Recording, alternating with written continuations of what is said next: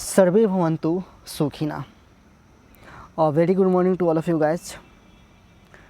So today we are going to discuss daylight saving time.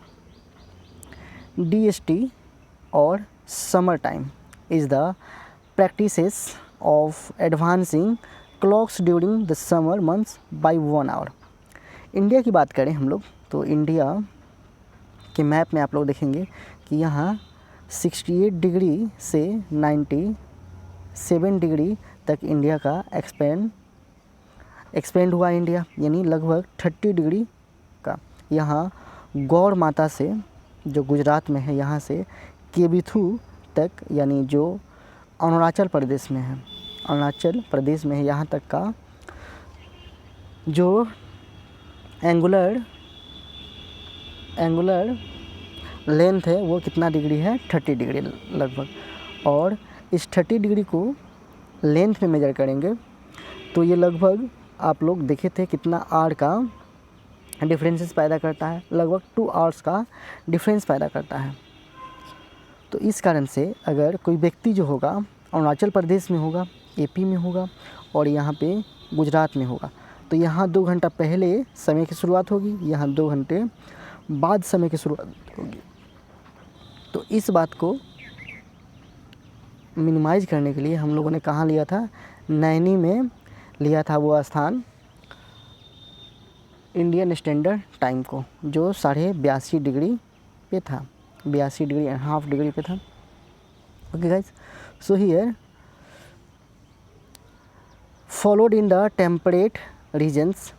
Example में normal day जो होता है start at 10 AM and close at 5 PM. While summer में क्या होता है, 9 AM स्टार्ट होता है और 4 PM स्टॉप होता है.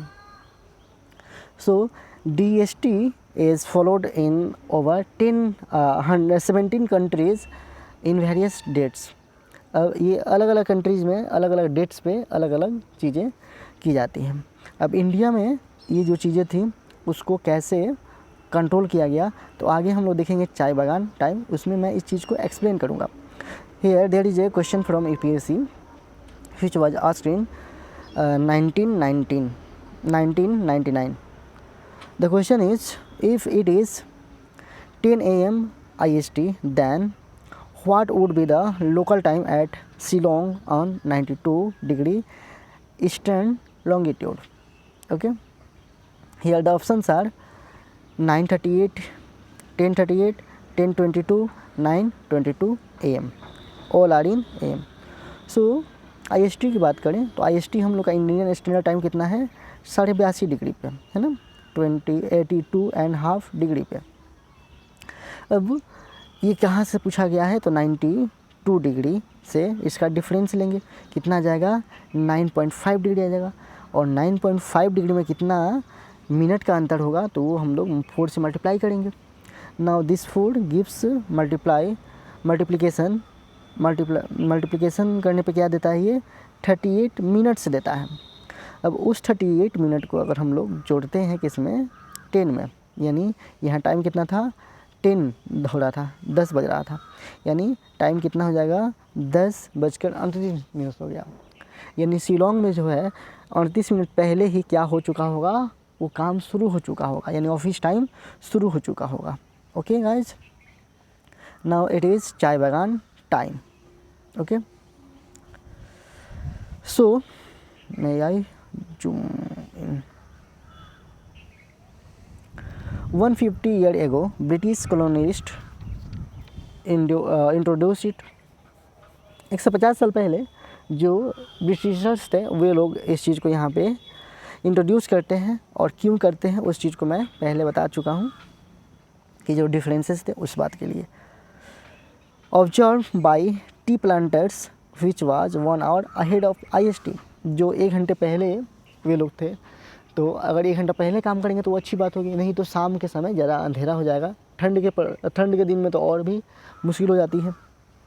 इस कारण से to improve the productivity by optimizing the usages of the day time, और डे टाइम को ज़्यादा यूज कर सकें, इसलिए ये लोग इस चीज़ में ऑप्टिमाइजिंग कर रहे थे. After independence all states are following IST। जब हम लोग आज़ाद हुए फिर भी हम लोग यही चीज़ें लागू किए हुए हैं अपने देश में। Assam want to go back to chai bagan time to conserve energy and improve productivity. अब यहाँ पे कंजर्व एनर्जी और प्रोडक्टिविटी कहने का मतलब क्या है कि अगर कोई रात में काम करता है तो उसे एक्स्ट्रा एनर्जी लगाना पड़ेगा, 1 घंटा या 2 घंटा आगे पीछे है तो इस बात के लिए अगर मैं धूप रहते हुए दिन में काम कर लूँगा तो रात की एनर्जी सेव हो जाएगी, डैट इज़। और जैसे कि आप गाड़ी चला रहे हैं, है ना, सपोज बाइक चला रहे हैं तो बाइक चलाना दिन में आसान है rather than at night. Night से अच्छा दिन में, क्योंकि आपको विजिबिलिटी क्लियर होती है, दैट्स वाई। तो यहाँ पे एनर्जी सेव हो सकता है। Indian government did not accept this, लेकिन इंडियन गवर्नमेंट इसको एक्सेप्ट नहीं करी। Now here it is international date line यानी IDL। यहाँ देखेंगे इंटरनेशनल डेट लाइन में तो ये कैसे गुजरा हुआ है, यहाँ पे देखेंगे ये ऐसे है ना, ऐसे गुजरा हुआ है ऐसे। यहाँ पे कुछ कंट्री को बैलेंस करने के लिए ये अपने रास्ते से डाइवर्ट हुआ है। यहाँ पे मैप सब लोग जानते हैं कि ये मैप जो है, इधर हम लोग यहाँ पे एशिया देख रहे हैं, रसिया है, ये नॉर्थ अमेरिका है, यहाँ पे ऑस्ट्रेलिया है, यहाँ पे साउथ अमेरिका है, और अफ्रीका नहीं दिख रहा है तो कहाँ है, बैक साइड में, क्योंकि ये जो फोल्ड करेंगे तो यहाँ पे कहीं आएगा अमेरिका, दूसरे सिस्टम में, है ना, अपोजिट साइड में, यानी एशिया के बगल में इधर जाएंगे नीचे में तो आएगा, जो फोल्ड करने पे यहाँ आएगा, है ना। आइडियल के बारे में जानकारी ले लेते हैं हम लोग। Total differences of 24 hours whole day. अगर पूरे दिन की बात करें तो पूरे एक रोटेशन की बात करें तो 24 घंटे का दिन होता है पूरा होल डे। अब इसमें 24 घंटे का अंतर आता है बिटवीन 2 साइड्स ऑफ 180 मेरिडियन। अगर 180 मेरिडियन की बात करें, मेरिडियन यानी जो हम लोग का ये लॉन्गिट्यूड है उसके इधर और इधर जाएंगे तो 180 का जो होता है एंगल होता है, उसमें कितना का आता है अंतर, 24 आवर्स का। यानी आइडियल जो है date changes by exactly 1 day when it is crossed. अगर आप यहाँ से चले हैं, यहाँ पहुँचे हैं, फिर से यहाँ पहुँचे हैं तो आपको 24 आवर्स का अंतर आएगा। जैसे मान लीजिए कि जहाँ से हम चले हैं वहाँ आज मंडे था और जिस तरफ गए हैं वो अगर टाइम पहले है तो वहाँ मंडे तो एक दिन पहले हो चुका था। आप निकले हैं घर से मंडे को और वहाँ मंडे पहले एक दिन हो चुका था।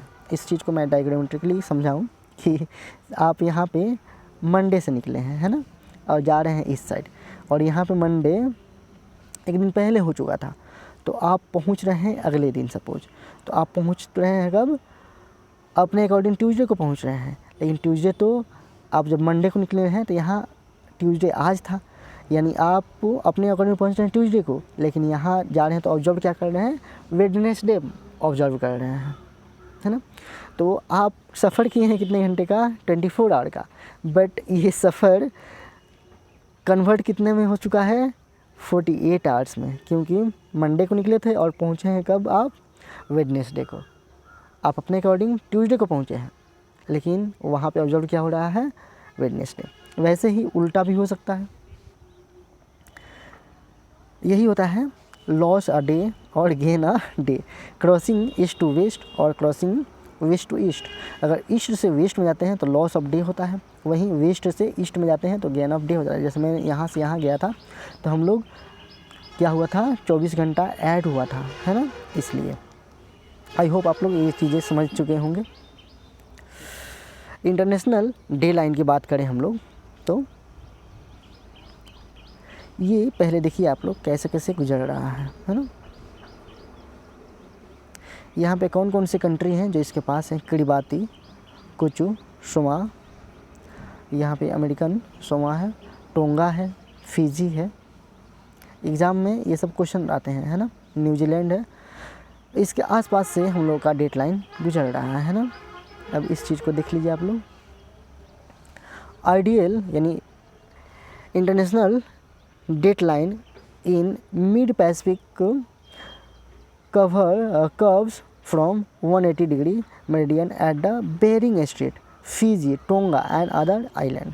यहाँ पे आकर के ऐसे कर्वली घूमता है।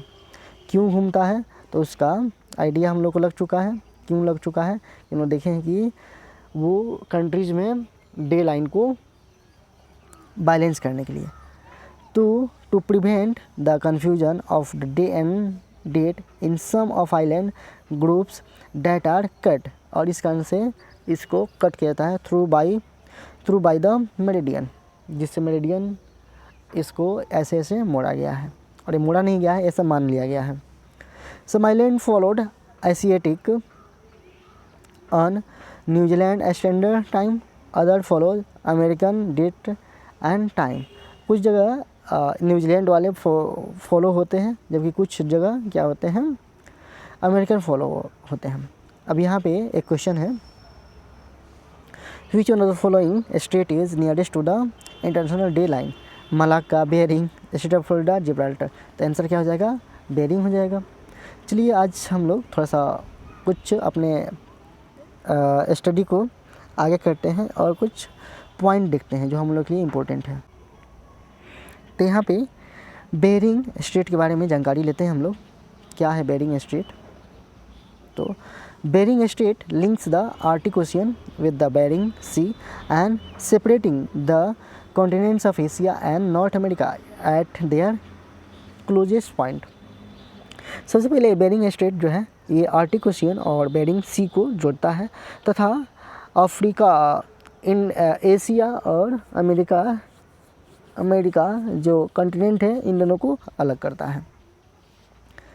The international date line established in 1884 passes through the mid-Pacific Ocean and roughly follow a 180 degree longitude north-south line on the earth।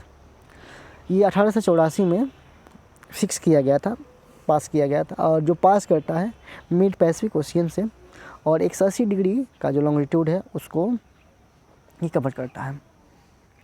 When we cross the international date line from east to west we move up one day, and when we cross back line from west to east we move down one day। जब हम लोग east से west में जाते हैं तो एक दिन का लॉस होता है, और वहीं वेस्ट से ईस्ट में जाते हैं तो एक दिन का गेन होता है। The international date line is a zigzag line, ये घुमा हुआ लाइन है क्योंकि कंट्रीज़ को मैनेज करना है इसलिए। Longitude is defined as imaginary lines called meridians that run from north to the south pole। ये जो है नॉर्थ से साउथ पोल तक जाने वाले लाइंस होते हैं। There are a total of 360 meridians, 360 meridian बनता है। The prime meridian runs through the Greenwich Observatory in London। जो प्राइम मेरिडियन है वो कहाँ से गुजरता है, तो London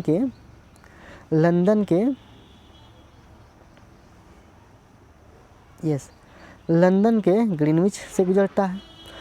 the location agreed upon by a conference in 1884 to be 0 degree, और इसको 0 डिग्री वहीं पे माना गया कि इसी को माना जाएगा क्या, prime meridian time.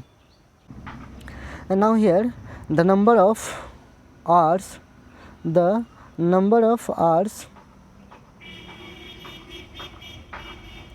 of daylight, that is day length, on any particular day of the year differ from place to place। ये vary करता है। If we take two locations on the earth, that is equator and north pole, then we can find the equator only receives about 12 hours of light each day। अगर हम लोग equator को consider करें तो यहाँ पे 12 घंटा ही धूप मिलेगा, वहीं whereas the North Pole receives 24 hours of the daylight for a few months in a summer and then total darkness in the winter month।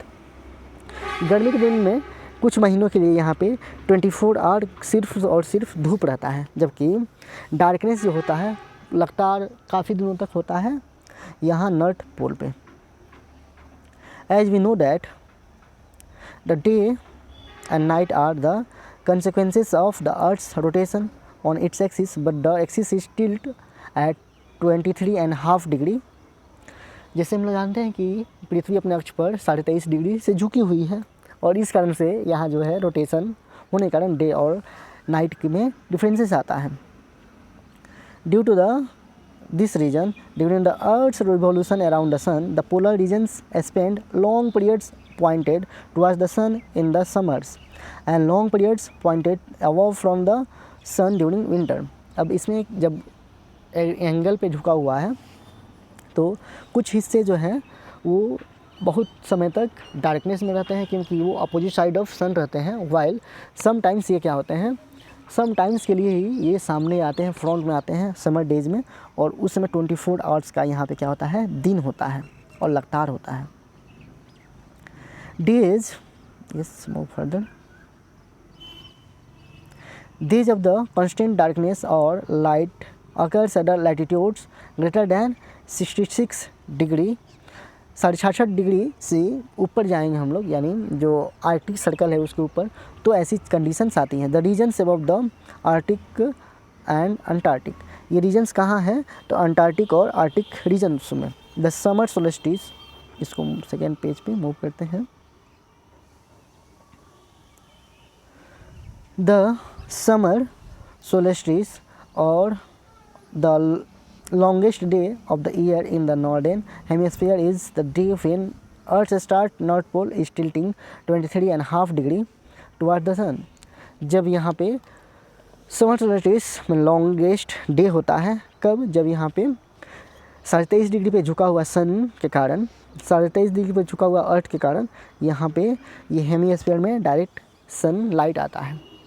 अभी इंडिया में 21 जून को, यानी जस्ट फ्यू डेज अर्लियर हम लोग सेलिब्रेट किए हैं, हम लोग ऑब्जर्व किए हैं क्या, 21 जून योगा डे जिस दिन मनाए थे, उस दिन ही यहाँ पे क्या हुआ था, लॉन्गेस्ट डे था। सिमिलरली द विंटर सोल्स्टिस और the shortest day of the year in the northern hemisphere is the day when the earth's north pole is tilting 20 degree away from the sun.